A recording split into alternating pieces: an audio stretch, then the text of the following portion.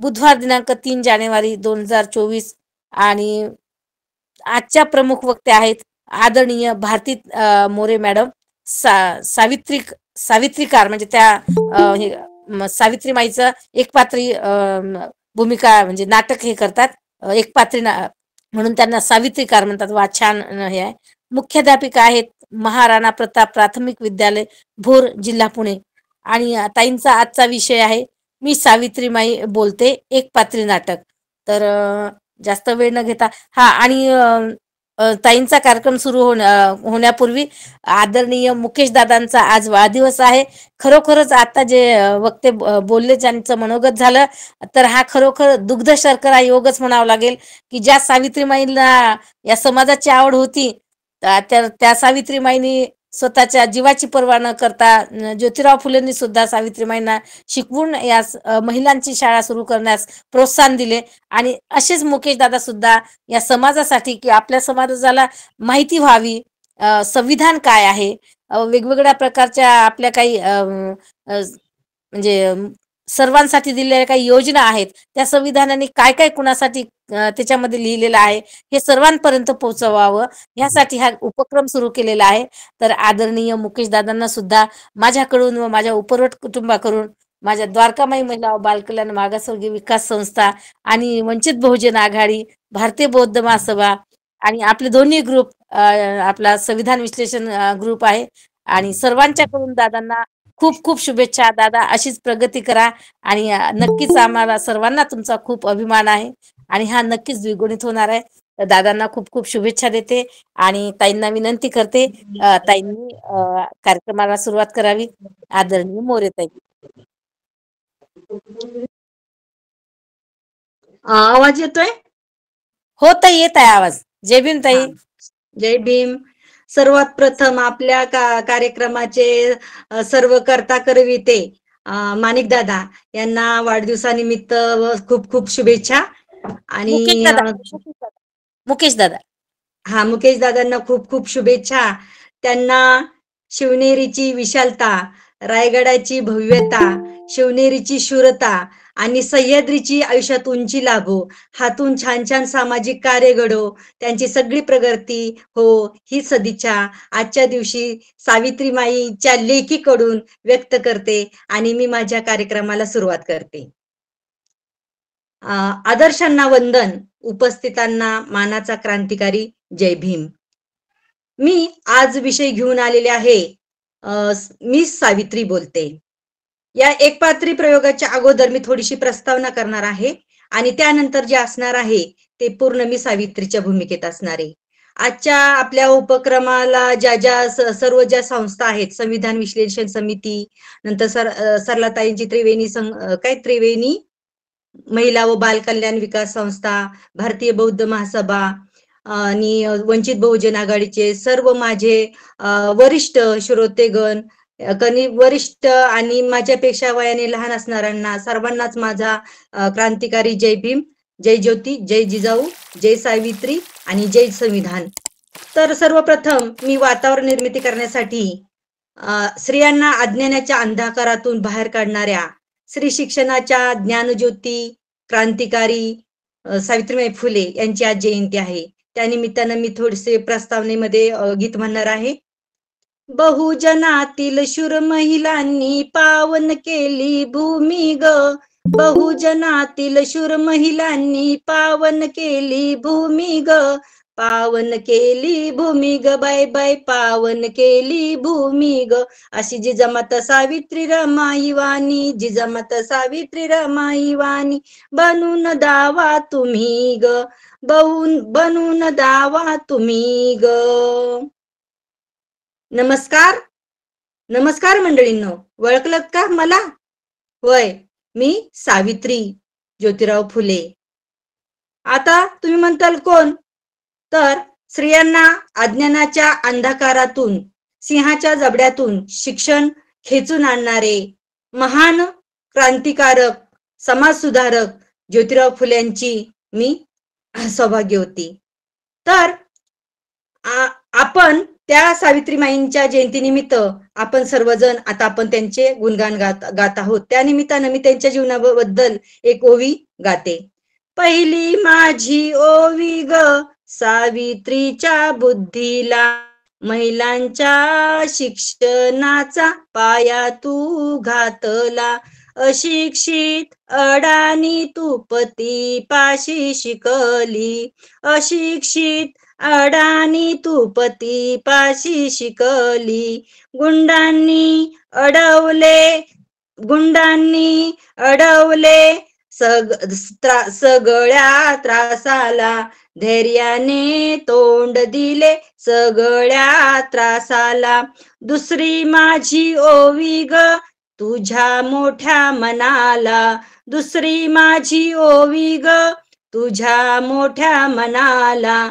यशवंत बाळाला दत्तक तू घेतला, यशवंत बाळाला दत्तक तू घेतला. तिसरी माझी ओवी ग तुझ्या मोठ्या हृदयाला, तिसरी माझी ओवी ग तुझ्या मोठ्या हृदयाला. महिलांच्या शिक्षणाचा पाया तू घातला, महिलांच्या शिक्षणाचा पाया तू घातला. महिलांना जागवीन संघटित करीन, महिलांना जागवीन संघटित करीन.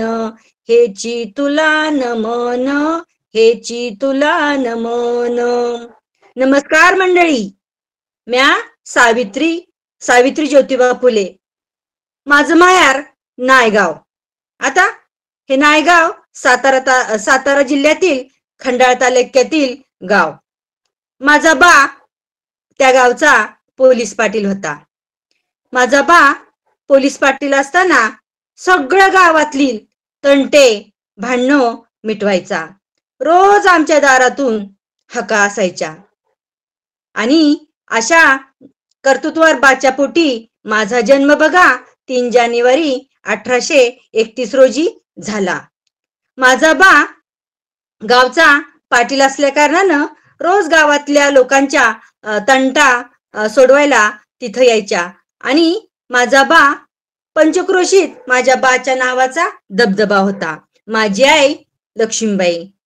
एक दिवस एका सम्याचं प्रकरण आलं, तेव्हा तो सम्या येऊन उभा राहिला माझ्या बाच्या पुढं. माझा बा म्हणतो, कसा सम्या, तू तुझ्या बायकोला का बरं नांदवत नाही?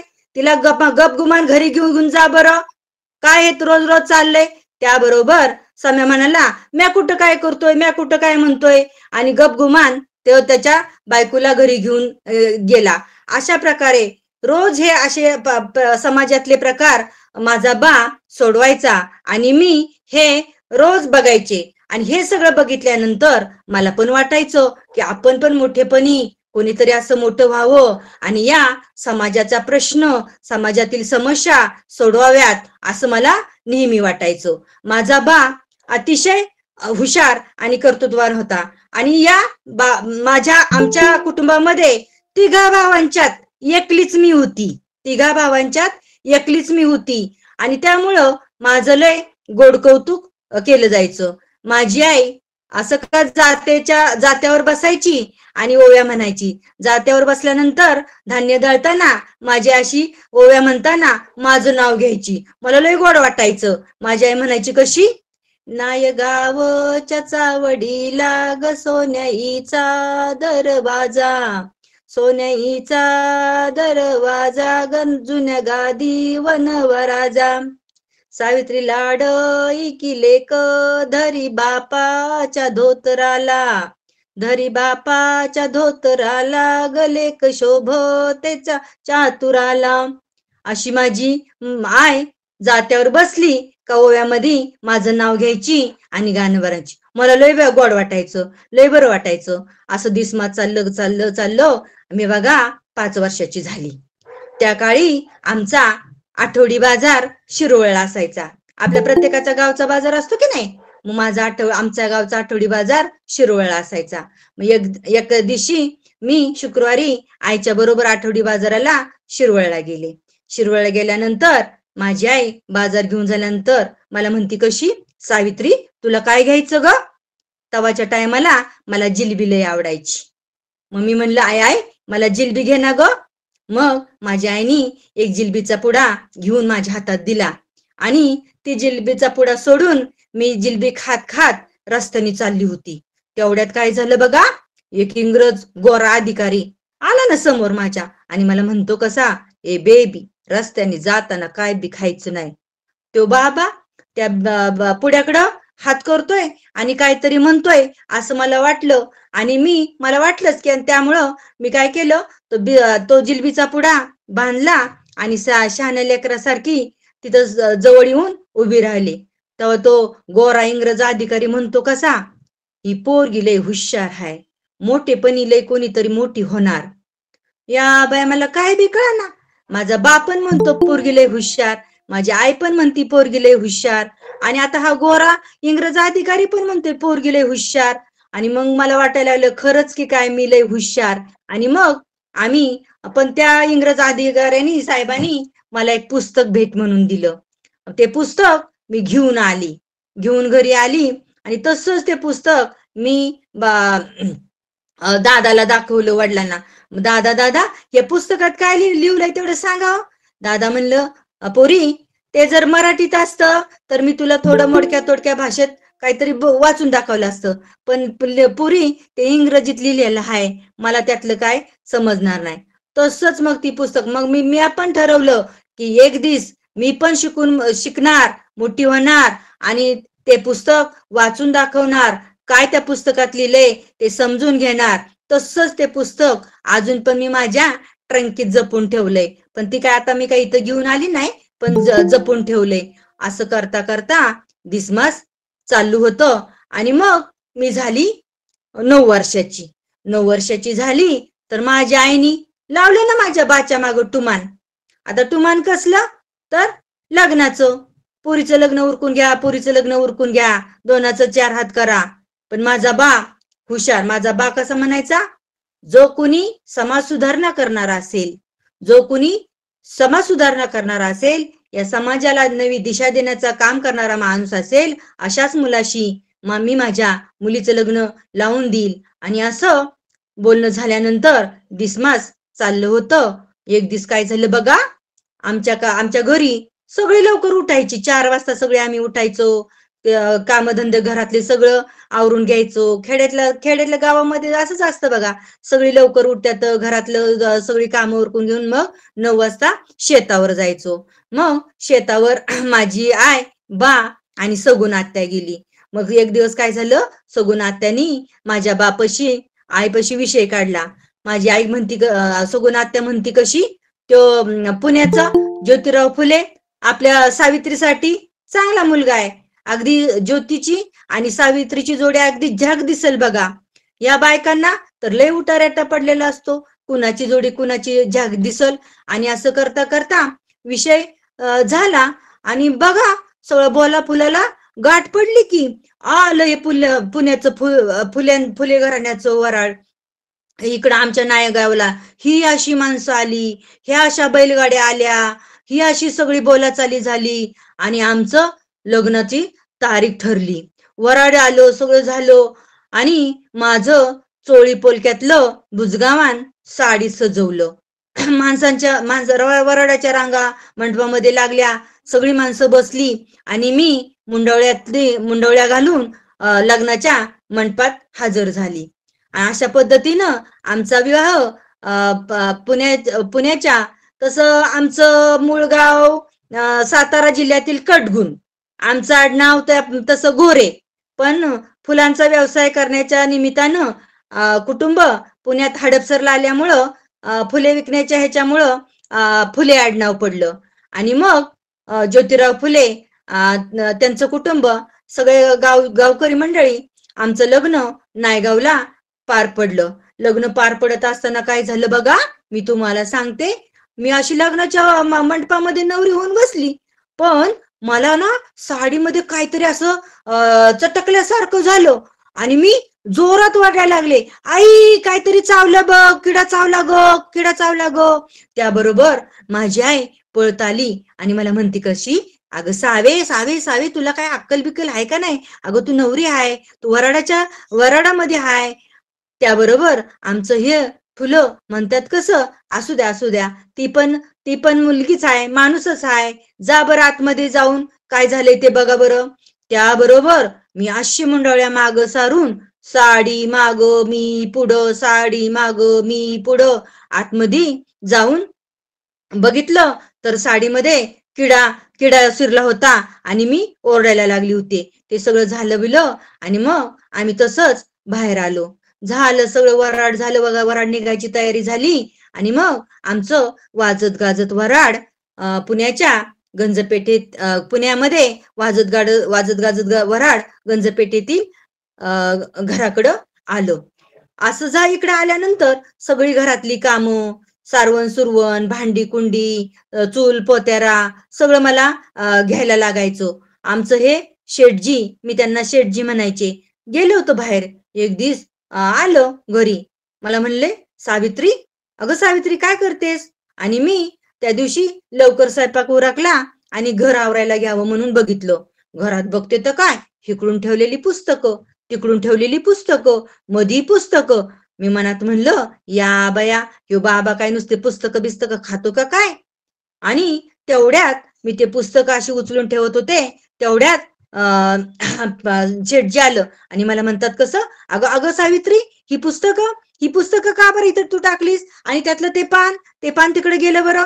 आ आ पण ते पान मला ते काही पुस्तकात काही नीट कळत नाही, पण हा जो फोटो आहे तो फोटो मला जरा ओळखीचा वाटतोय.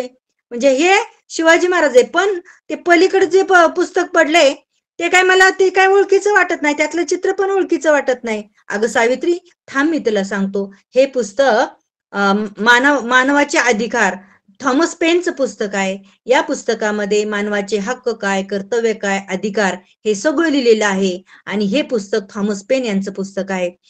काय काय काय, थॉमस पेन यांचं पुस्तक? मग मला तुम्ही सांगताल का त्यातलं काय काय? हो, तुला जरूर सांगेन. मग तुम्हाला वाचायला पण येतं? हा, मला वाचायला पण येतं. तुम्हाला लिहायला पण येतं? हा, मला लिहायला पण येतं. मग मला सांगसाल का?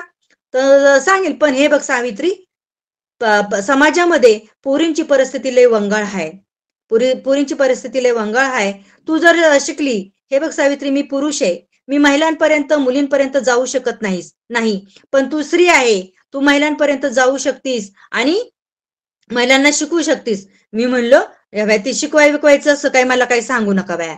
तुम्ही मला सांगा 10-12 भाकरी थप्पा थप्पा थप्पा थापायला सांगा, मी थप्पा थप्पा त्या 10-12 भाकरी थापीन, पण ते शिकवायचं काय मला काय सांगू नका. परत शेठजी म्हणतात कसं तळमळे, अगं सावित्री, तू पोरी बाळींची परिस्थिती लय वंगाळ आहे, मुलींना शिक्षणासाठी कुणीही बाहेर काढत नाही, आणि स्त्री शिकली तर धर्म बुडतो, आणि शिकलेल्या स्त्रीनी जर हाताने तांदूळ धुतला तर त्या तांदळाच्या आळ्या होतात, आणि त्या आळ्या बाया बापड्यांच्या ताटात पडतात, आणि मग त्या घरातल्या मंडळींनी, मोठ्या मंडळींनी जर ते भात खाल्ला तर त्या माणसं मरतात, अशी समाजामध्ये प्रथा होती. आणि त्यामुळं मुलींना शिकवायला कुणीही बाहेर पाठवत नव्हतं, आणि समाजामधली ही वाईट भीषण परिस्थिती शेठजींना काय स्वस्त बसून देत नव्हती. म्हणून ते पुन्हा पुन्हा मला म्हणत होते. मला हे जरा पटलं, मी शेठजींना हो म्हणलं, पण मी एकाच अटीवर म्हणलं, तुम्ही मला शिकवणार का? तर शेठजी म्हणलं, हो हो, मी तुला शिकवणार. मग शेठजींनी मला वळवळला की त्यांच्या डोक्यातला किडा, आणि मग शेठजी एक दिवस बघा असा विषय ठरला, गेलो नगराला. तिकडे नगराला सदाशिव गोवंडे भाऊजी त्यांचे मित्र राहत होते.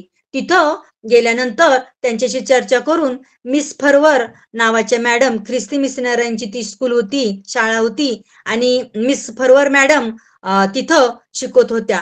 मग हे शेठजी आणि गोवंडे भाऊजी गेलो की त्यांना विचारायला, काय शिकवावं, कसं शिकवावं. आणि मग त्या मिस फरवर मॅडम त्यांना म्हणाल्या, स्त्री हा घराचा मध्य आहे, स्त्रियांचं शिक्षण हे मानाचं लक्षण आहे, पण तुम्ही तर स्त्रियांना शिकवतही नाही, हे फार वाईट आहे. स्त्री शिकली तर दोन्ही घरांचं नाव उज्ज्वल होईल. आणि मग असा चांगला विचार घेऊन गोवंडे भाऊजी आणि शेठजी आलं की नगराहून येताना आलं हातामध्ये काहीतरी वस्तू होती काळी, चौकोनी आकाराची. मग मी मला म्हणलं, सावित्री, अगं सावित्री इकडे ये. मी म्हणलं, आले आले. भात पण झालाय, कालवण पण झाले. आता थोडस आवरून घेते आणि लगेच जेवायला बसा. पण मी काय म्हणलं, मी तेव्हा भाकरी टाकून झाल्या होत्या. पण बाहेर येऊन दार उघडून बघते तर काय, शेटजींच्या हातात चौकोनी काळी वस्तू. मी म्हणलं शेटजींना, शेटजी हे चौकोनी तवा बाजारात केव्हापासून आला? तर शेटजी म्हणतात, अगं सावित्री, हे तवा नाही, ही पाटी आहे, पाटी. अगं सावित्री, तव्यावरती भाकरी भाजून निघते, तर या चौकोनी तव्यावरती, चौकोनी पाटीवरती चातुर्वर्ण्य व्यवस्था, जी समाजाने घालून दिलेली, सनातन रूढींनी घालून दिलेली चातुर्वर्ण व्यवस्था, हीच जळून नष्ट होईल. याच्यावरती अक्षरं गिरवली, हीच जळून नष्ट होतील. आणि मग याच्यावरून चातुर्वर्ण व्यवस्था नष्ट होईल. आणि त्यासाठी ही तुला मी पाटी आणलेली आहे. तवा मला कळाला पाटी आणि तव्यातला फरक. मग मी म्हणलं, होय होय का? आणि मग दुसऱ्या दिवशी असं करता करता दुसऱ्या दिवशी मी घरातलं सगळं काम उरकलं. शेटजींनी हट्ट धरला, सावित्री, घरातलं सगळं काम उरकल्यानंतर चल बरं, मी तुला शिकवतो. आणि मग आम्ही कधी कधी बाहेर शेतावर पण जायचो. शेतावर गेल्यानंतर बरोबर फातिमा बिबी आणि मी, शेठजी, आम्ही सगळी असायचो. आमचं 1 वाजता काम उरकाय, 1 वाजता न्यारीला बसायचो. 1 वाजता न्यारीला बसल्यानंतर कधी कधी लोक थोडीशी डुलका काढायची, विश्रांती घ्यायची. मग शेठजी आणि मी मोठ्या तिथं एक झाड होतं आंब्याचं, त्या झाडाखाली तिथं जाऊन बसायचो. मग म्हणायची शेठजी, कधी कधी घरून पाटी आणायला विसरली तर खालची धूळपाटी आणि झाडाची काडी ही आमची पेन्सिल असायची. मग शेठजी काय करायचो, इकडून एक गोल काढायचो, तिकडून एक गोल काढायचो, आडवी रेख ओढायचो, उभी रेख काढायचो आणि मला म्हणायचं, म्हण त्याला अ. असं वया करता करता शिकून झाला. अशी काठी फिरवली, तशी फिरवली, पण मला काय जमाना. लय दिस करता करता प्रयत्न केला. 8 दिवस लागले बघा मला शिकून घ्यायला. पण मी शिकलीच. शिकली, शिकली. नंतर मग घरी आल्यानंतर संध्याकाळी सगळं काम उरकलं की आम्ही परत बसायचो लिहायला. मग सावित्री इकडे, बर, आले, हा बस, हा बसले, हा ली, अ आ ई ई उ ऊ ए ए ऐ ऐ ओ ओ औ औ अम आ आहा. अशा प्रकारे सगळी तुमची ती बाराखडी मला यायला लागली. मग दुसऱ्या दिवशी परत शेठजी आपल्या कामाला जायचे. बाहेर आल्यानंतर मला म्हणायचे, सावित्री इकडे चल, आज आपण शब्द शिकूया. बरं बरं, आले, काम उरकते, सारवण सुरवण झालेलं आहे आणि आता थोड्याच वेळात मी बसते. आणि मग परत शेठजी म्हणायचे, हा याला म्हण आई आई, बबन बबन, घर घर. अशा पद्धतीनं सगळी अक्षर मला शिकून झाली. आणि मग पण बाहेर बायकांचा व्हायला लागला ना कालवा. ते ज्योती मन बायकोला शिकवतोय, शिकून काय होणार आहे? पिठात पाणी किती वतून मळायचं, का भाकरी गटील, का पात जाड होईल, हे काय त्यातून शिकायला मिळणार आहे का? आता शेठजी शिकवतात, मी शिकते. बाहेर बायकांचं लई ना कालवा व्हायचा, आम्ही त्यांच्याकडं ध्यान देत नसत. असं करता करता वाक्य शिकलो. मग शेठजी एक दिवस आले, सावित्री इकडे ये. आले, बस, बसले. हे घे पाटी, घेतली. आज आपण वाक्य शिकूया. लय दिवस त्या दिवशी मला लय कटाळा आलता बघा. सारून सुरून झालं होतं, चूल बांधवत झाली होती, स्वयंपाक करून झाला होता, भांडी घासून झाली होती फळीची, लय डुलक्या येत होत्या. हा मन याला मन याला, शाळा आहे ज्ञानाचे मंदिर आहे, शाळा आहे ज्ञानाचे मंदिर आहे. बबन घर बग, बबन हात धर. मला लय झोप आली होती. अशी डुलकी मारता मारता मी म्हणलं, शेठजी हात धरा. काय म्हणली तू? हा काय नाही काय नाही, मी काय नाही म्हणले. मधीच दिला बेके बे, बेदुनी 4, बेत्रिक 6, बेचोक 8, बेपंचे 10, मधीच दिला पाडा घुसळून. आणि मग अशा प्रकारे आमचा शिक्षणाचा प्रवास सुरू झाला. तुमचं ते सगळं मला यायला लागलं. मग काना मात्राचे शब्द, जोडाक्षर शब्द शिकून झाले. आणि मग शेठजी मला म्हणलं की, सावित्री हे बघ, आता आपल्याला एवढ्यावर थांबायचं नाही. तर आपण तू जे शिक्षण घेतले, हे शिक्षण या तळागाळातल्या गोरगरिबांच्या मुलींना, पोरींची परिस्थिती लय वंगाळ आहे, त्यांना कुणी बाहेर शिक्षणासाठी पाठवत नाही. तर तू असं कर, आपण शाळा सुरू करूया आणि तू त्या शाळेमध्ये शिकवायला जा. मी थोडस हो पण म्हणलं, नाही पण म्हणलं. नाही म्हणावं तर मुली बाळींना कोण शिकवणार? शेठजी म्हणायचं, हे बघ सावित्री, मी पुरुष आहे, मी महिलांपर्यंत मुलींपर्यंत जाऊ शकत नाही. तू स्त्री आहेस, तू महिलांपर्यंत जाऊ शकतीस, मुलींपर्यंत जाऊ शकतीस, त्यांच्या अडचणी समस्या जाणून घेऊ शकतीस. तू त्यांना शिकवण्याचं काम कर. आणि अशा प्रकारची प्रेरणा मला गोंडे भाऊजी आणि शेठजींकडून मिळाली आणि झाला आमचं ठरलं. आणि मग बघा, मी तुम्हाला सांगते, 1 जानेवारी, बुधवार दिनांक 1 जानेवारी 1848 रोजी पुण्यामधील भिडेवाड्यामध्ये, बुधवार पेठेतील भिडेवाड्यामध्ये पहिली मुलींची शाळा आम्ही सुरू केली. आणि त्या काळामध्ये झाला, दिवस उगवला, गोंडे भाऊजी आले, म्हणले, वहिनी चला शिकवायला जायचंय. मी लगबगीने सगळं आवरलं, हातात पुस्तक घेतलं आणि निघालो की आम्ही शाळेच्या दिशेने. आमचा ताफा चालू होता, पण बाहेर लोकांचा, सनातन लोकांचा लय झाला की कालवा. एक जण आला, म्हणला, काय भानगड आहे ही? कोणी बाई हातात पुस्तक, डोक्यावर पदर घेऊन अशी तुरु चालली? कोणी बाई आहे? लगेच झाला, लोक अशी टकामका आमच्याकडे बघायला लागली. दार खिडक्या उघडे केली, कुठं जात्यात, कुठं थांबत्यात, टकामका अशी आमच्याकडं बघायला लागली.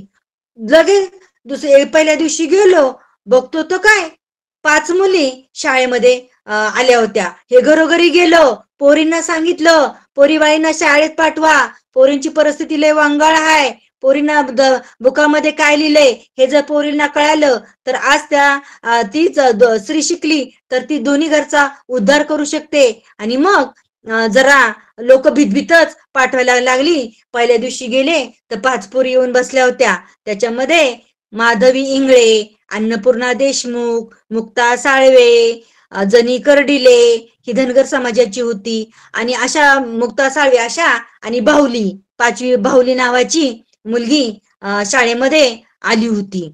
मी पोरींपुढे गेले आणि म्हणलं, हे बघा पोरींनो, मला काय जास्त काय ह्यातलं नाही, पण जेवढं मी काय तुम्हाला शिकले तेवढं मी तुम्हाला शिकवीन. पोरींकडे एक नजर फिरवली, पोरी अशा येऊन अशा गपचूप लपून बसल्या होत्या, अंग चोरून बसल्या होत्या. तुम्हाला सांगते एक गोष्ट, ते लहुजी साळवे नाही का, त्यांनी आपल्या मुलीला, आपल्या पुतणीला पोत्यात भरून आणली होती. पोत्यात का तर समाजाच्या या वाईट नजरेपासून तिचं संरक्षण होण्यासाठी पोत्यात भरून आणली होती. त्या काळामध्ये मुलींना शिक्षण हे दिलं जात नव्हतं. मुलगी जर शिकली तर धर्म बुडतो, अशी सनातन्यांची संकल्पना होती. आणि लहुजी साळव्यांनी पोत्यात भरून मुक्ताला शाळेत आणली होती. आणि हीच मुक्ता साळवे पुढे स्त्रियांच्या समस्या, अस्पृश्यांच्या समस्या मांडणारा निबंध लिहिते. आणि तो निबंध जॉन बेर यांच्या हस्ते त्या निबंधाला बक्षीस मिळतं. आणि मग मी मुलींना शिकवायला सुरुवात केली. ओ आ ई असं फळ्याकडे पाठ केली की पोरीकडं बुसक्यानी पळून जायच्या. परत पाठ केली, ओ आ ई उ, पोरी बुसक्यानी पळून जायच्या. पहिला दिवस गेला कसं तरी, मग परत आमचा ताफा घराकडं निघाला. आले परत दुसऱ्या दिवशी शाळेत जायला निघाले. त्याबरोबर परत सनातन्यांच्या नजरा, फुल्यानी बाई बी ठेवली का काय, कोण ही बाई चाललेली आहे? आणि लोक जाता येता टक्का मका परत बघायला लागली. कुणी काय करायचं बघा, खाकरायची, थू अंगावर थुंकी टाकायची. एक जणीने काय केलं बघा, खरकट पाणी घेतलं आणि ते खरकट पाणी असं माझ्या अंगावर टाकलं. आणि अंगावर टाकलं, शेण, दगड, गोटे, चिखल मला मारायचे. पण मी मुळीच त्याला घाबरायची नाही. पण शेवटी माणूस आहे, त्रास होतोच ना, जीव शिंतोच ना. मग परत मी शाळेत जायचे, मुलींना शिकवायचे आणि परत घरी यायचे. परत तिसऱ्या दिवशी घरी गेल्यानंतर मी म्हटलं शेठजींना म्हटलं, हे बघा शेठजी, मी हवाय ते शिकवायला बिकवायला काय जायचे नाही. जाताना लोक बघा मला लई त्रास देतात, शान चिकन दगड गोटे मारतात आणि साडी ओले झाल्यामुळं, लुगडं ओलं झाल्यामुळं मला काय तिथं बसता येत नाही. आणि त्या दिवशी ओलं अंगावरची कपडे वास घाण यायचा, शेण टाकायचे, प्राण्यांची विष्ठा टाकायची लोक, घाण घाण बोलायचे. टवळी निघाली धर्म बुडवायला, हिला मुलींना शिकून काय होणार आहे, आणि तू ते सावित्री, तू ते शिक्षणाचं खूळ बंद कर, अशा मला धमक्या यायच्या. पण शेठजींना मी हे सांगितलं, शेवटी जीव तर असतोच ना. मग मी बोलून दाखवलं, मी बाई ते शिकवाय बिकायला काय झालं. पण शेठजी मला म्हणाले, सावित्री तू काय घाबरू नकोस, तू काय भिवू नकोस, गोंडे भाऊजी आणि तुझ्या बरोबर एक शिपाई देतो. आणि मग मला त्यांनी 2 लुगडी आणून दिली आणि मला म्हणतात, कसं सावित्री, ही 2 लुगडी घे, एक लुगडं तू जाताना बरोबर घालून जा. लोकांनी, समाजातल्या सनातनी लोकांनी, ब्राह्मणांनी जर तुझ्या अंगावर शेण दगड गोटे चिखल खरकट पाणी टाकलं तर शाळेत जाऊन तू ते लुगडं बदल आणि एक लुगडं शाळेत गेल्यानंतर कोरडं मुलींना शिकवण्यासाठी हे लुगडं बरोबर घेऊन जा. आणि मग मी त्या दिवसापासून 2 लुगडी पिशवीत घेऊन जायला लागली. आता दिसमत चाललं होतं, शाळा चालली होती. मी अशीच एक दिवस शाळेमध्ये चालली होती बघा. शाळेमध्ये चालली होती आणि आला नाही एक धट्टिंगण आडवा, घार डोळं, उंच पुरा, आणि म्हणतो कसं मला, सावित्री तू जर हे शिक्षणाचं खूळ बंद केलं नाहीस, मुलींना शिकवणं जर तू बंद केलं नाहीस, तर तुझी आबरू शाबूत ठेवणार नाही. आणि लागला ना वैडवाकडे बोलायला. मी पण एक महिला होती, पण त्याला तरी कुठं माहित होतं मी खंडोजी नेवसे पाटलांची पोर होती. धाडस, माझ्या बासारखं धाडस माझ्यात खचून भरलं होतं. आणि मी आपण 2-3 वेळा गरागरा वर खाली त्याच्याकडे बघितलं आणि दिले ना 2-4 थडा थडा लावून.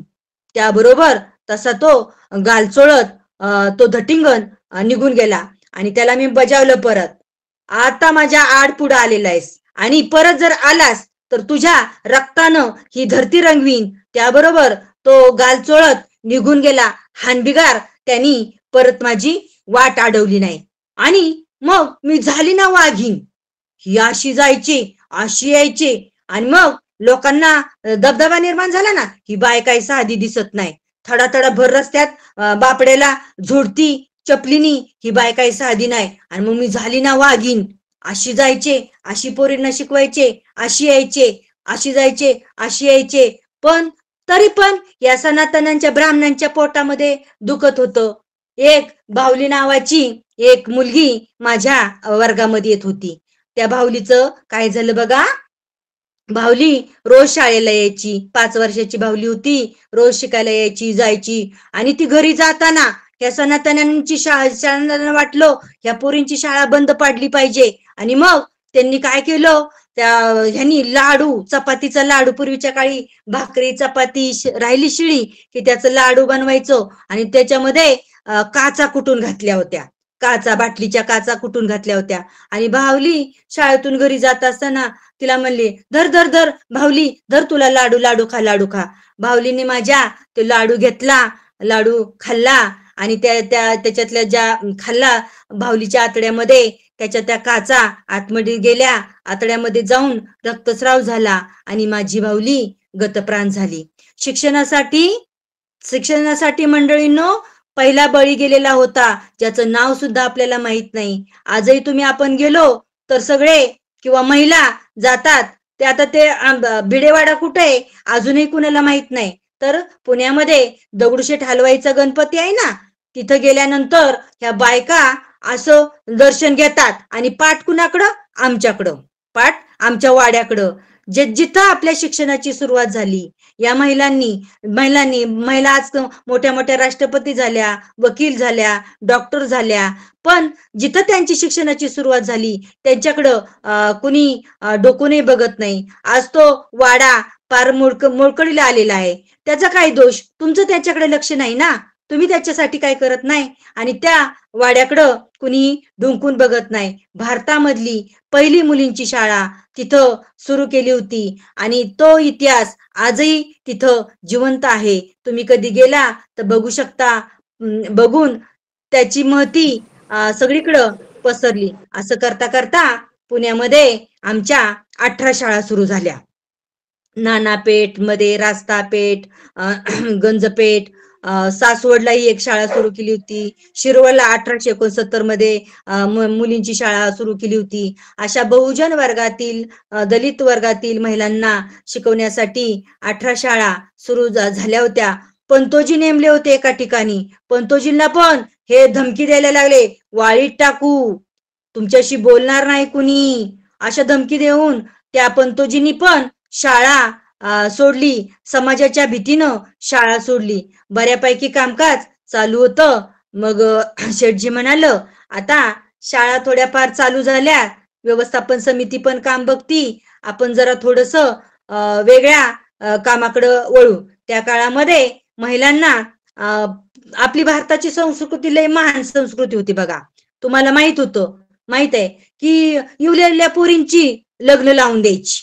अगदी 2 वर्षाची, 3 वर्षाची, 5 वर्षाची, आणि जर का ती मुलगी 7 वर्षाच्या पुढे गेली तर तिला घोडनवरी म्हणायचं.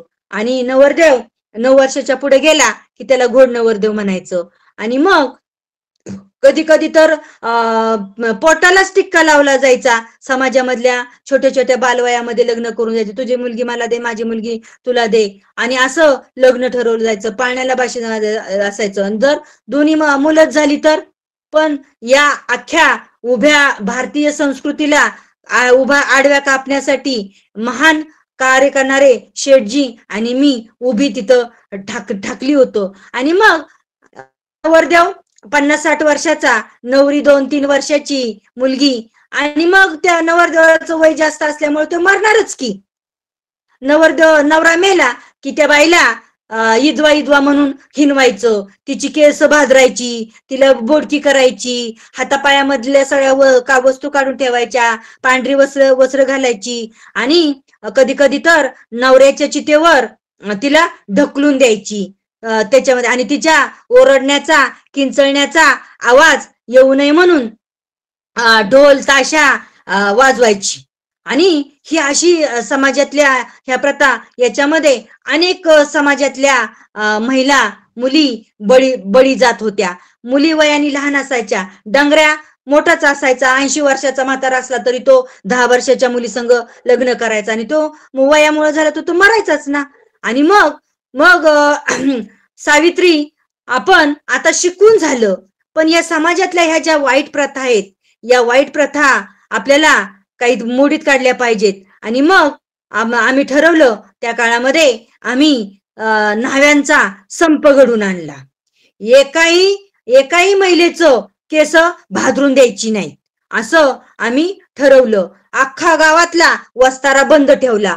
मग ते संपा नावी आला. अहो, आमच्या पोटा पाण्याचं काय, तुमच्या पोटा पाण्याचं काय, एकाही महिलेचं किंवा पुरुषांची सुद्धा केस भादरायची नाही, असा तो भारतातला पहिला संप होता. तो संप 10 दिवस चालला होता.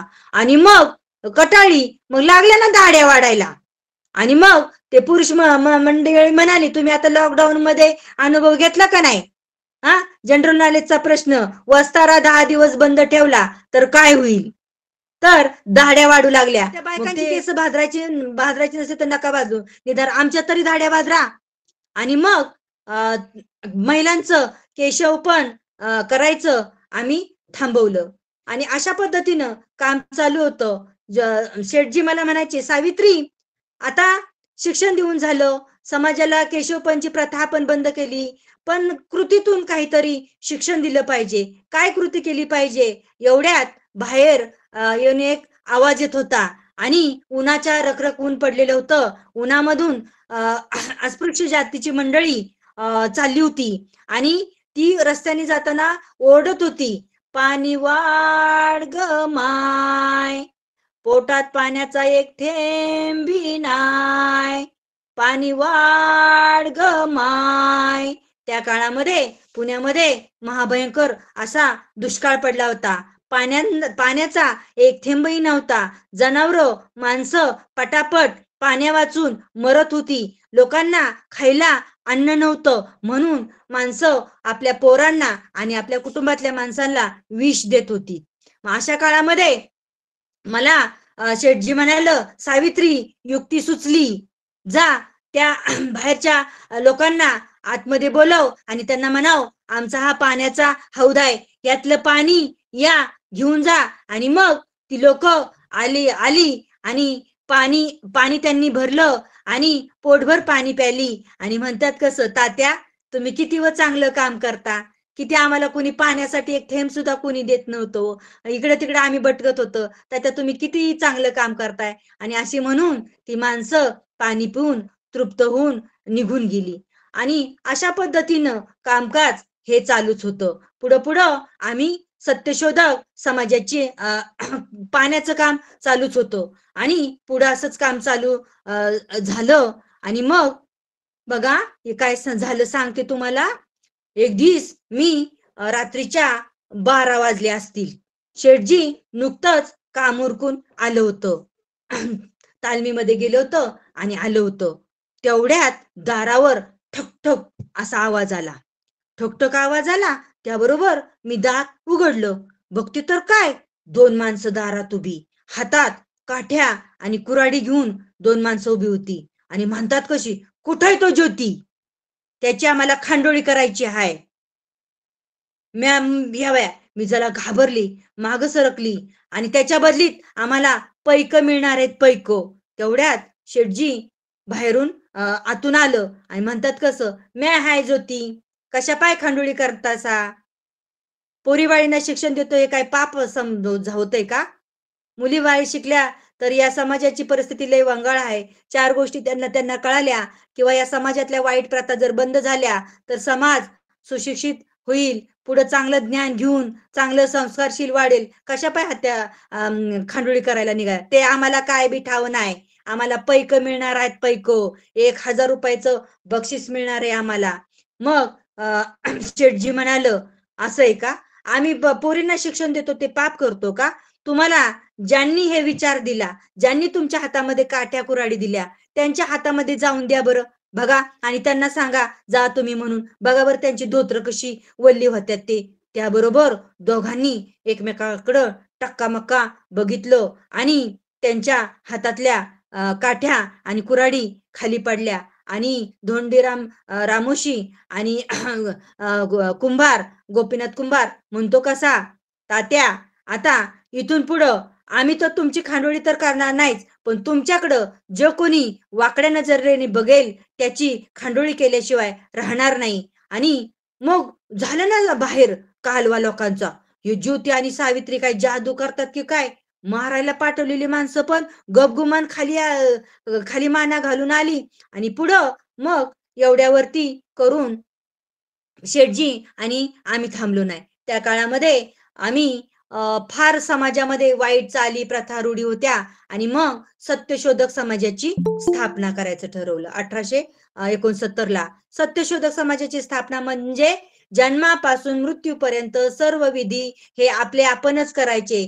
ब्राह्मणाला बोलवायचं नाही, दक्षिणा द्यायची नाही, काही द्यायचं नाही. आणि अशा सत्यशोधक समाजाच्या स्थापनेसाठी शेठजी आणि मी कामाला लागली. आणि मग अशा पद्धतीनं धोंडीराम रामोशी आणि गोपी कुंभार हे सामील शिष्य म्हणून सामील झाले आणि सत्यशोधक चळवळीमध्ये ते काम करू लागले. समाजातल्या ज्या वाईट चाली प्रथा रूढी परंपरा होत्या त्या बंद करण्यासाठी त्यांची मदत झाली. असं करत करत दिसमात चालू होतं. एक दिवस काय दिस झालं बघा, शेठजी बाहेर गेलं होतं आणि एक विधवा महिला तिकडं नदीवर त्यांना भेटली. ती नदीवर जीव द्यायला गेली होती. शेठजी तिकडून येत होतं तेवढ्यात त्यांना खसफसल्यासारखा काहीतरी भास झाला. बघतात तर काय, तर ती महिला नदीत जीव देत होती. तेवढ्यात शेठजी पुढे गेलं आणि आवरलं, "ए पोरी, कशाला जीव देतीस? काय जीव देऊन काय मिळणार आहे पोरे?" तर तिचं नाव काशीबाई नातू. ती विधवा ब्राह्मण होती. 6 महिन्याची गरोदर होती. पोटात जो गर्भ वाढतोय हा गर्भ तिच्या भावकीतल्या दिराचाच होता. मग ती म्हणते कशी, कशा पाय या पापिनीची तुम्ही पापिनीला मदत करताय. मला मरायचंय, मला मरू द्या. मला जगून काय करायचंय? हा समाज मला नीट जगून देणार नाही. नाही, नाही. नाही, नाही पोरी, मरणं तुझा जीव काय वरती आलाय का? चल, आम्ही तुला घरी नेतो. वाटल्यास तू आमच्या तिथं घरी थांब, राहा. आणि मग अशा पद्धतीनं काशीबाईला शेठजी घरी घेऊन आलं. दारात बघते तर काय, शेठजी मला म्हणतात, "सावित्री इकडे ये. हे बघ, ही काशीबाई आलेली आहे." बघते तर काय, केसं भादरलेली, पोट वाढलेलं, पांढरी साडी आणि म्हणतात कसे शेठजी, "ही बघ नदीवर जीव द्यायला चालली होती." मग मी तिला घरात घेतलं, नवगव घातलं, जेवायला दिलं आणि दुसऱ्या दिवशी पण रोज तिला जेवायला द्यायचे. मग तिला म्हणायचे, "कशा पाय पोरी जीव द्यायचा? आपला जीव एवढा काय वरती आलाय का? पोटात जो गर्भ वाढतोय त्याला जन्म द्यावा, चांगलं शिक्षण द्यावं, चांगलं संस्कार द्यावं, त्याला वाढवावं." आणि तरी पण ती काशीबाई जरा अशी लाजत लपतच आमच्या घरात वावरायची आणि मला म्हणायची कशी, "कशा पाय माझ्या पापिनीची तुम्ही सेवा करता." अशा पद्धतीनं विधवांचं अनाथालय, 100 विधवा महिलांचं अनाथालय आम्ही आमच्या घरामध्ये सुरू केलं होतं. अशा वल्ल्याकच बाळातनी गर्भ झाला की असा रक्तात माखलेला गर्भ आमच्या हातात द्यायचा आणि चालू पडायच्या आणि मग असं करता करता दिसमास चाललं होतं. काशीबाईला 9 महिने 9 दिवस झाले आणि काशीबाई बाळंतीण झाली. तिने सांगितलं होतं की बाळंतीण झाल्यानंतर मी काही थांबणार नाही आणि असा तो वलाकच गर्भ देऊन ती काशीबाई नातू चालती झाली.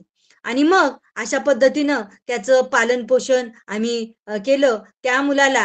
अ, त्या मुलाला आम्ही घेतलं आणि चांगलं त्याचं बारसं केलं. त्याचं नाव ठेवलं यशवंत, यशवंत, यशवंत. आणि अशा पद्धतीनं कामकाज चालू होतं. एक दिवस काय झालं बघा, आमचं आबा गोविंदराव फुलं सासरं आजारी पडलं. आजारी पडलं आणि मग त्यांना बघायला आमचं दादा नायगाववरून आलं. दादा घरी येणार म्हणून मी वरणापुरणाचा स्वयंपाक केला होता. आणि दादा आलं, जेवण खावण झालं आणि संध्याकाळी बसले जरा चर्चा करायला, बातचीत करायला आणि म्हणतात कसं, "जावई बापू, आता दवाखाना पाणी चालू आहे नवं आणि जर काही होत नसल तर मूलबाळ जर होत नसल तर दुसरा करा दुसरी बायको." त्याबरोबर शेठजी म्हणालो, "असं कसं? मला जर तुम्ही तिला जर तुम्ही मला जर तुम्ही बायको देता असेल तर तिला एखादा सवता करून दिला तर काय भानगड आहे?" अशा प्रकारचे त्यांचे विचार एवढे प्रभावी होते आणि मग दादांनी जीभ चावत चावत, "नाही, नाही, तसं काही नाही." आणि मग त्यांनी जीभ चावतच विषय माघारी घेतला आणि मग असं होता करता आम्ही त्या मुलाला काशीबाईच्या मुलाला दत्तक घेतला. त्याचं चांगलं बारसं केलं. चांगला त्याला मोठं-मोठं होण्यासाठी शिक्षणाची पण व्यवस्था करत चालू होतं. असं दिसमास चालू होतं आणि शेठजींचं काम चालू होतं. एक दिवस काय झालं बघा, गोंडे भाऊजी, गोळे, ससाने भाऊजी अ, शेठजींच्या तिथं बसायला आले होते. सत्यशोधक समाजाबद्दल चर्चा चालू होती. पंडिता रमाबाई आल्या होत्या, आनंदीबाई आल्या होत्या आणि अ, ते गेल्यानंतर शेठजी सार्वजनिक सत्यधर्म नावाचा ग्रंथ लिहित होते. सार्वजनिक सत्यधर्म नावाचा ग्रंथ लिहित होते. स्त्रियांची महती सांगणारा ग्रंथ. त्या अगोदर शेतकऱ्याचा सूड, गुलामगिरी हे ग्रंथ लिहून झाले होते आणि सार्वजनिक सत्यधर्म नावाचा ग्रंथ ते लिहित होते. तेवढ्यात शेटजींनी मला हाक मारली आणि म्हणतात कसं, अगं सावित्री, सावित्री इकडे ये. माझ्या उजवा हात मला काय उचलत नाही, माझा उजवा हात उचलत नाही आणि माझा पाय पण मला हलताना हलत नाहीये. तर तू असं कर, इकडे ये आणि हा माझ्या उजव्या हातातला पेन जो आहे तो उजव्या हातातला पेन काढ. मग मी धावत पळतच आली. बघते तर काय, शेटजींना अर्धांगवायूचा झटका आला होता आणि त्या अर्धांगवायूच्या झटक्यामध्ये त्यांचं निम्म शरीर, उजवा हात आणि उजवा पाय लुळा पडला होता. त्या हातानं त्यांना काही लिहिता येत नव्हतं आणि मग असं करता करता दिसमात चालू होतं आणि शेठजी काही दिवस बिछाण्यावरतीच खिळून होते. बिछाण्यावरती खिळून राहिल्यानंतर बरीचशी मंडळी, गोवंडे भाऊजी, सदाशिव गोवंडे नगरवरून, ससाने भाऊजी हडपसरवरून सगळी मंडळी भेटायला यायची आणि भेटून जायची, चर्चा करायची. काही कालांतरानं शेटजींची तब्येत अधिकच खालावत गेली आणि मला म्हणतात कसं, सावित्री मला तू पेन दे आणि जो माझा ग्रंथ राहिलेला आहे अपूर्ण तो मी डाव्या हाताने लिहितो. स्त्रियांची महती सांगणारा तो ग्रंथ आहे. अगं सावित्री, मी जर हे माझं कार्य केलं नाही तर या समाजातल्या महिलांना किंवा या समाजाला दिशा दाखवण्याचं काम कोण करील? मी हा ग्रंथ डाव्या हाताने लिहून पूर्ण करतो. कोणी आणि शेटजींनी सार्वजनिक सत्यधर्म नावाचा ग्रंथ डाव्या हाताने लिहून पूर्ण केला आणि म्हणतात कसं, अगी सावित्री, कोणीतरी युगपुरुष येईल आणि ते कोणीतरी युगपुरुष येईल, ते माझ्या विचारांचं गाठोडं खाली घेईल आणि तो युगपुरुष इतका महान असेल, तो युगपुरुष इतका महान असेल की स्त्रियांना बंधनात ठेवणाऱ्या मनुस्मृतीचं दहन केल्याशिवाय राहणार नाही. आणि कालांतरानं तसंच घडलं. डॉक्टर बाबासाहेब आंबेडकर महामानवांनी रायगडाच्या पायथ्याशी मनुस्मृतीचा ग्रंथ, स्त्रियांना बंधनात ठेवणाऱ्या मनुस्मृतीचा ग्रंथ जाळून जाळून टाकला आणि खऱ्या अर्थानं आपल्या गुरूंच्या कार्याला न्याय मिळवून दिला आणि त्यांनी तो ग्रंथ लिहून पूर्ण केला. शेटजींची परिस्थिती, तब्येत दिवसांदिवस खालावतच होती आणि एक दिवस ते मला बोलावून घेतलं आणि म्हणतात कसं, सावित्री इकडे ये. अगं माझं काही बरं वाईट होण्याची दाट शक्यता आहे. मला आता काही माझं शरीर मला साथ देत नाही. तर तू हे जे काही शिक्षणाचं कार्य हाती घेतलेलं आहे, हे शिक्षणाचं कार्य अखंड चालू ठेव. यशवंताला मोठा कर, त्याला चांगलं शिक्षण दे, त्याला चांगलं डॉक्टर कर. सत्यशोधक समाजातल्या सत्यशोधक चळवळीचं काम चालू चालू ठेव. विधवांना विधवा महिलांचं बाल अनाथालय जे चालू केलेलं आहे ते पण चालू ठेव. इतर गोवंडे सदाशिव आणि बल्लाळ हे तुला मदत करतीलच. आणि बोलता बोलता शेटजींना जोराची धाप लागली. असं म्हणता म्हणता क्षणात प्राणज्योत मालवली. क्षणात काय झालं ते मला कळलं नाही. माझ्या तर पायाखालची जमीन हादरली आणि थोड्या वेळानं काय झालं बघा, बातमी बाहेर पसरली आणि शेटजींच्या अंत्यविधीची तयारी सुरू झाली. अंत्यविधीची तयारी सुरू झाली. दारात थडगं आणि मडकं ठेवलं होतं. सगळी तयारी झाली आणि यशवंताला मडकं धरण्यासाठी पुढं बोलवलं. तेवढ्यात काय झालं बघा, गजानन फुले पुतण्या आला की पुढं आणि म्हणतो कसा, थांब यशवंता थांब, मडक्याला हात लावायचा अधिकार तुझा नाही. तू तुला तुला अग्नी द्यायचा अधिकार तुझा नाही. तू त्यांचा दत्तक पुत्र आहेस. तुला याच्याबद्दल याचा अधिकार नाही. तू ते मडकं खाली ठेव. त्याबरोबर मी हे सगळं ऐकत होते. मी झाली ना पुढं, वाघीणच होती मी, झाली पुढं. यशवंताला म्हटलं, यशवंता तू माग हो. आणि मी पतीचं शेटजींचं मडकं हातात घेतलं आणि पाठीमागून प्रेतयात्रा येत होती. पुढं आम्ही असं चालू चालू चालू चालू राहिलं होतं. प्रेतयात्रा पाठीमागून येत होती आणि भारतातली जी कोणी पहिली महिला असेल की जिनं आपल्या पतीला स्वतः हाताने अग्नी दिला, अशी मी महान अशी भारतातली पहिली धाडशी महिला होते. आणि क्षणात 28 नोव्हेंबर 1890 रोजी सूर्यास्ताच्या वेळी शेटजींच्या ज्वाला आकाशात विलीन झाल्या. कार्य आकाशात विलीन झाल्या.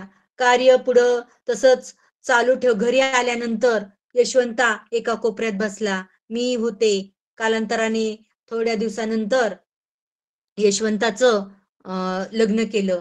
सत्यशोधक समाजातली राधा नावाची मुलगी, लक्ष्मी नावाची मुलगी केली आणि बऱ्यापैकी काम चालू होतं. आणि यशवंता मोठा झाल्यानंतर त्याला डॉक्टर केलं होतं. त्या काळामध्ये काय झालं बघा, पुण्यामध्ये प्लेगची भयंकर अशी साथ पसरली होती. जिकडं तिकडं माणसं पटापटा मरायची. आता आपण लॉकडाऊन मध्ये अनुभव घेतला का नाही? लोक कशी मरत होती आणि त्या लोकांच्या अंत्यविधीला सुद्धा नात्यातली माणसं 4 ट्रक माणसं असली तरी जाता येत नव्हतं. त्या काळामध्ये पुण्यामध्ये सुद्धा प्लेगच्या साथीनं थैमान घातलं होतं. पटापटा माणसं मरायची. काखेत गाठी यायच्या, थोडासा ताप यायचा, कणकण यायची आणि माणसं पटापटा मरायची. आणि अशा परिस्थितीमध्ये ज्यांच्याकडे पैसा होता ती माणसं जायची दवाखान्यामध्ये. पण जे गोरगरीब आहेत, ज्यांच्याकडे खायला 2 वेळचं अन्न नाही, अशा लोकांकडे पैसा नाही, मग ते कुठल्या दवाखान्यात जाणार? त्या काळामध्ये मी यशवंताला सांगितलं, यशवंता, पुण्यामधील हडपसर जवळ ससाणे नगर आहे. लांबची काही घटना नाही. तर तिथं ससाणे नगरच्या माळावरती यशवंतांनी प्लेगच्या रोग्यांना बरा करण्यासाठी दवाखाना उभारला होता. रोज माणसं पटापट अशी माणसं मरायची. ह्याला उचलून दवाखान्यात ने, त्याला उचलून दवाखान्यात ने. अरे यशवंता, यांचं बघ, यांना जरा औषध पाणी दे, बरं कर. पण यशवंता मला म्हणाला, माई, प्लेगची साथ वाढत चाललेली आहे. तू तुझ्या तब्येतीची काळजी घे. माई, प्लेगची साथ वाढत चाललेली आहे. राहू दे रे यशवंता, मी काय पिकलं पान, आज ना उद्या कधी पण मी गळून पडणारच. पण या या लेकरांचं काय? या लेकरांना, या गोरगरिबांना कोण दवाखान्यात नेणार? कोण त्यांची सेवा करणार? तर तू काय कर, तू काय कर, यांची सेवा कर. आणि असं कार्य चालू होतं. मी तुम्हाला सांगते बघा, या महिलांना हा जो छोटासा आम्ही जे मुलींच्यासाठी, महिलांच्यासाठी जे रोपटं लावलेलं आहे, आज त्या रोपट्याचा एवढ्या मोठ्या प्रमाणात वटवृक्ष तयार झालेला आहे. पण आपण आजही महिलांवर अतिशय अन्याय, अत्याचार होताना पाहतो. पेपरमध्ये अनेक बातम्या ऐकतो की रेल्वेमध्ये महिलांच्या वरती असं झालं किंवा गुंडांनी अडवलं.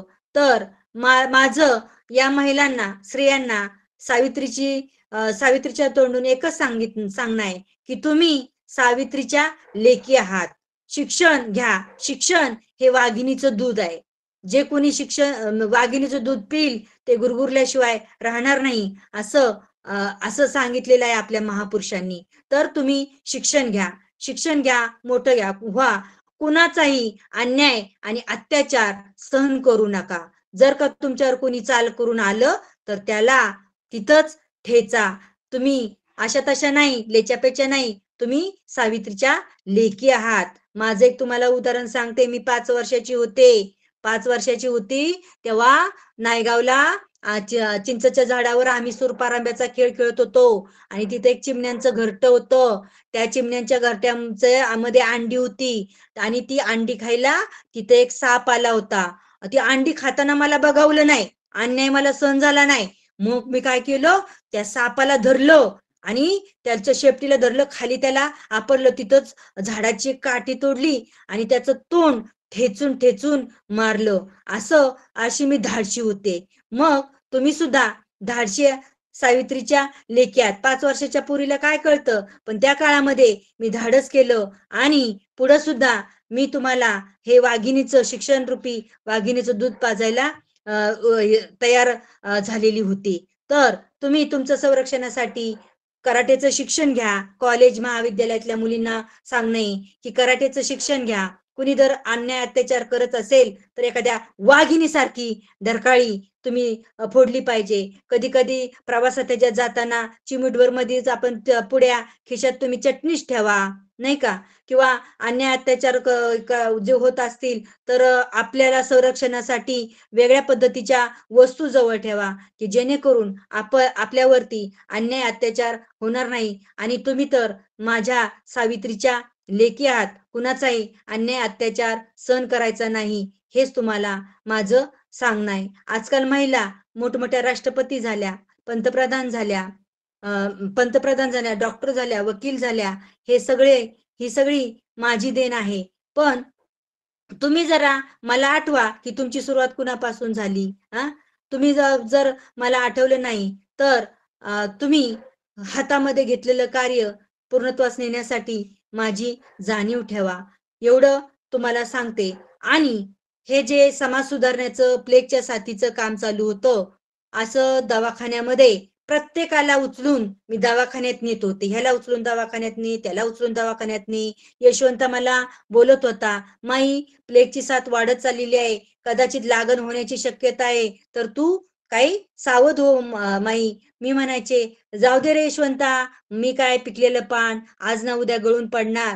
पण या लेकरांचं काय? तेवढ्यात एक पांडुरंग गायकवाड नावाचा, लांबची घटना नाही, मुंडव्यातलाच एक 3-4 वर्षाचं पोरग किरकिर करत एकाला दवाखान्यात नेत असताना किरकिर करत पुढं आलं आणि त्याला बारीकसा ताप आला होता, काखेत गाठ आली होती. आणि त्या पांडुरंगला मी असं खांद्यावर घेऊन दवाखान्यापर्यंत, यशवंतच्या दवाखान्यापर्यंत घेऊन चालले होते. आणि यशवंतच्या दवाखान्यापर्यंत घेऊन जात असताना सुद्धा मला सुद्धा ताप भरला होता. काखेत गाठी लागत होत्या. आणि पुढे जाता जाता यशवंताच्या दवाखान्यापर्यंत जायच्या अगोदर थोड्या अर्धा कोसवर चक्कर आली आणि मी सुद्धा तिथं धारातीर्थी पडले. आणि तोंडातून यशवंता यशवंता या बाळाला बघ र, यशवंता या बाळाची काळजी घे रे, यशवंता या बाळाला कोण वाचवल रे, यशवंता तू या बाळाला वाचव रे. आणि असं म्हणता म्हणता माझंही डोळं गपक्यानी झाकण्याच्या बेतात आलं. आणि शेवटचं माझ्या मुखातून शब्द बाहेर पडले, शेठजी शेठजी शेठजी. धन्यवाद.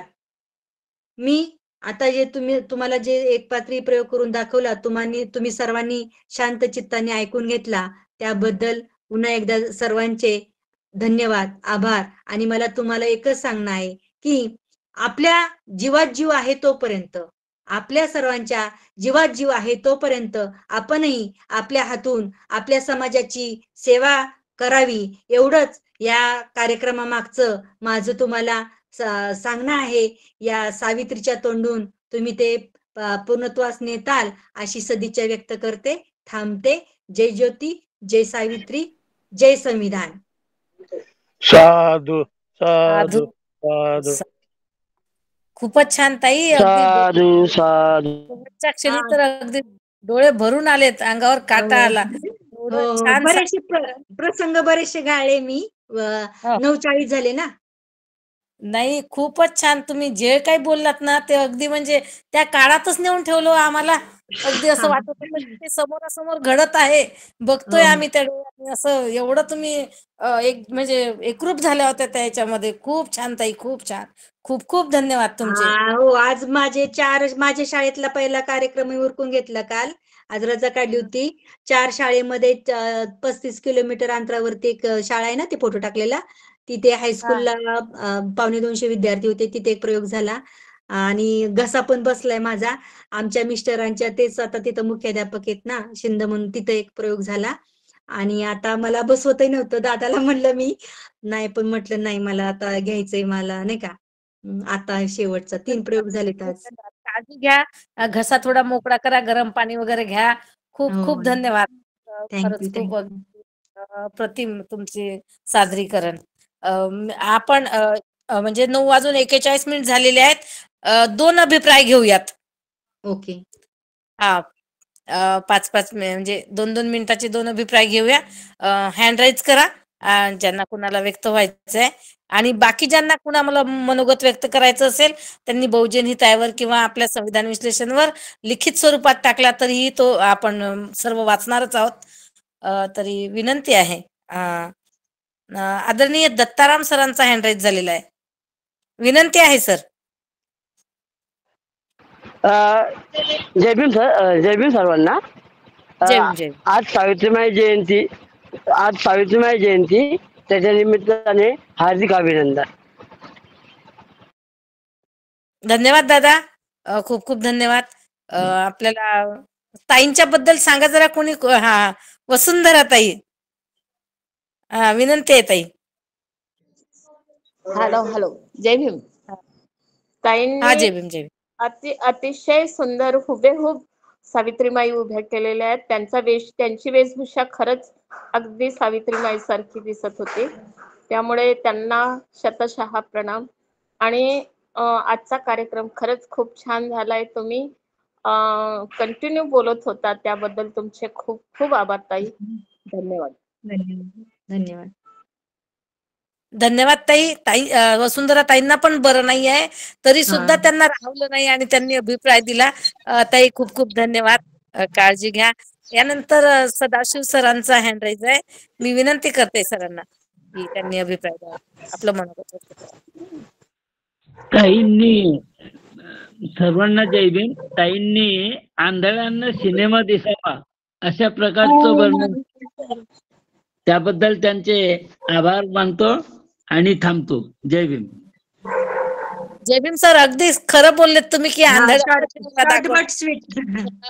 खूपच छान. धन्यवाद सर. यानंतर सारिका ताईंचा हँड राईज आहे. विनंती आहे ताईंना. धन्यवाद सर. यानंतर सारिका ताईंचा हँड राईज आहे. विनंती आहे ताईंना. ताई माईक बंद आहे. सारिका ताई.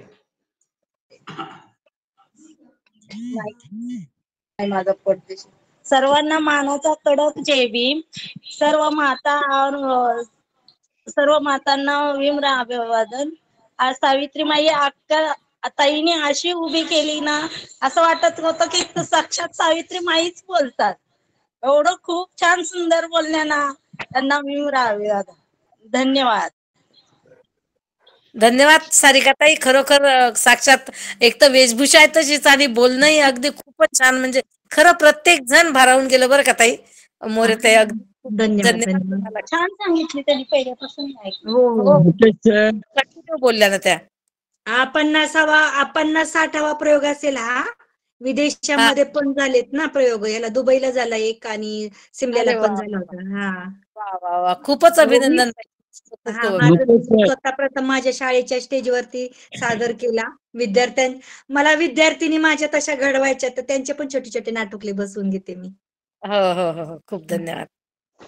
चालेल. हा दादा तुम्ही पण बोला. मुकेश दादा. मुकेश सर. हॅलो. तुमचा वाढदिवस आहे ना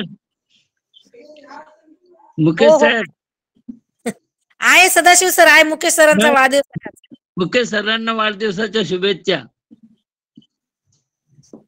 धन्यवाद दादा. ते काहीतरी कामात आहेत वाटतं, त्यांच्यातर्फे मीच धन्यवाद देऊन देते तुम्हाला. ठीक आहे, काही हरकत नाही.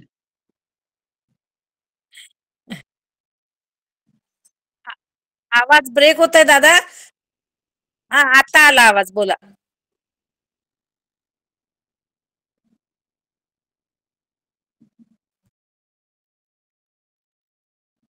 ठीक आहे. आपल्या कार्यक्रमाची वेळ झालेली आहे. तर मी आदरणीय मुकेश दादांना विनंती करते उद्याच्या कार्यक्रमाची रूपरेषा त्यांनी सांगावी. आदरणीय मुकेश दादा. दादा 1 मिनिट. 1च मिनिट दादा. सर्वांना विनंती आहे की कुणीही लेफ्ट होऊ नये. कार्यक्रम संपल्यानंतर दादांच्या वाढदिवसाचा आपण एक गाणं सादर करूया दादांच्या वाढदिवसासाठी. कुणीही लेफ्ट होऊ नये प्लीज. यानंतर आजचा आपला जो गोड कार्यक्रम असतो, आजचे जे आभाराचं आहे सूत्र आहे आभाराचे ते आदरणीय अरविंद लिंबा जगताप सर निवृत्त लेखा परीक्षक आहेत. रक्षा लेखा नियंत्रक कार्यालय गोळीबार मैदान पुणे 1 इथून उपस्थित आहेत सर. सरांचं काम खूप चांगलं आहे. खूप छान प्रत्येक कार्यामध्ये हिरिरीने भाग घेत असतात. तर जास्त वेळ न घेता आदरणीय सरांना विनंती करते, अरविंद सरांना त्यांनी पुढील सूत्र हाती घ्यावेत. आदरणीय अरविंद सर. धन्यवाद ताई. सर्व महामानव आणि सर्व महामाता यांना त्रिवार अभिवादन. त्याचप्रमाणे आज उपस्थित असलेले सर्व ऑनलाईन विचारवंत प्रेक्षक बंधू आणि भगिनींनो, सर्वांना सविनय जय भीम. आज संविधान जागृती देशाची प्रगती या अंतर्गत व्याख्यानमालेत आज आपण 816 पुष्प गुंफलेलं आहे. आणि आज प्रमुख वक्त्या आदरणीय भारती मोरे मॅडम, सावित्रीकार, मुख्याध्यापिका, महाराणा प्रताप प्राथमिक विद्यालय भोर, जिल्हा पुणे यांनी आजचं पुष्प गुंफलेलं आहे. आणि त्यांना जो विषय दिला होता आपण आज म्हणजे 3 जानेवारी, भारतातील पहिल्या शिक्षिका मुख्याध्यापिका, स्त्री शिक्षणाच्या प्रणेत्या, विद्येची जननी व समस्त स्त्रियांना उजेडाची वाट दाखवणाऱ्या क्रांतीज्योती सावित्रीबाई फुले यांना जयंतीनिमित्त विनम्र अभिवादन. आणि त्यांच्याच मी सावित्रीबाई बोलते हे त्यांनी अक्षरशः आपल्या आजच्या प्रमुख वक्त्यांनी म्हणजे भारतीताई मोरे मॅडमनं आपल्या समोर पूर्ण सावित्रीबाई उभे केले आणि समग्र सावित्रीबाई ज्योतिबा फुले यांचा जीवनपट आपल्या पुढे उभा केलेला आहे. त्यामुळे मी समितीतर्फे त्यांचे आदरणीय भारती मोरेताईंचं खूप खूप अभिनंदन आणि आभार मानतो. त्याचप्रमाणे आजचे सूत्रसंचलन व प्रस्तावना करणारे आदरणीय सरलाताई दामोदर उपरवट, द्वारकामाई महिला व बाल कल्याण मागासवर्गीय विकास संस्था त्रिवेणीनगर पुणे येथून आहे त्यांनी आजचं सूत्रसंचलन अतिशय सुंदर आणि महत्वपूर्ण पद्धतीने केलेलं आहे. त्यामुळे मी त्यांचंही खूप खूप आभार मानतो. आजचा कार्यक्रम ज्या आयोजक ग्रुपने सादर केलेला आहे त्यामध्ये बहुजनिताई बहुजन सुखाय ग्रुप शिक्रापूर पुणे, संविधान विश्लेषण समिती महाराष्ट्र राज्य, द्वारकामाई महिला व बाल कल्याण मागासवर्गीय विकास संस्था त्रिवेणीनगर पुणे यांच्या 3 आयोजकांनी हा सादर केलेला आहे. त्यामुळे मी या तिन्ही आयोजक ग्रुपचे खूप खूप आभार मानतो. त्याचप्रमाणे आजचं तांत्रिक नियोजन करणारे आदरणीय मुकेश माणिक गायकवाड, माजी श्रामणेर बौद्धाचार्य, शिक्रापूर तालुका शिरूर पुणे, हे नेहमीच आपलं तांत्रिक नियोजन अतिशय उत्तम पद्धतीने करीत असतात. त्यामुळे मी त्यांचंही खूप खूप आभार मानतो. आणि आज त्यांचा वाढदिवसही असल्यामुळं त्यांना खूप खूप वाढदिवसाच्या शुभेच्छा देतो. त्याचप्रमाणे आज आपल्या या कार्यक्रमाची शोभा वाढवणारे जे ऑनलाईन आपले सर्व विचारवंत, वाचक आणि बौद्धाचार्य यांच्यामुळे आपला कार्यक्रम हा अतिशय सुंदर पद्धतीने झालेला आहे. त्या सर्वांचे मी आभार मानतो. आणि आजचे आपले मनोगत व्यक्त करण्यामध्ये आदरणीय दत्तात्रय जगताप, वसुंधराताई भोसेकर, सदाशिवराव हिवाळे आणि सारिकाताई लोटे यांनी जे आपले अभिप्राय दिलेले आहे तर त्यांचे सुद्धा मी खूप खूप आभार मानतो आणि त्यांना धन्यवादही देतो. आणि यानंतर आजचं आभाराचं काम मी संपवतो आहे.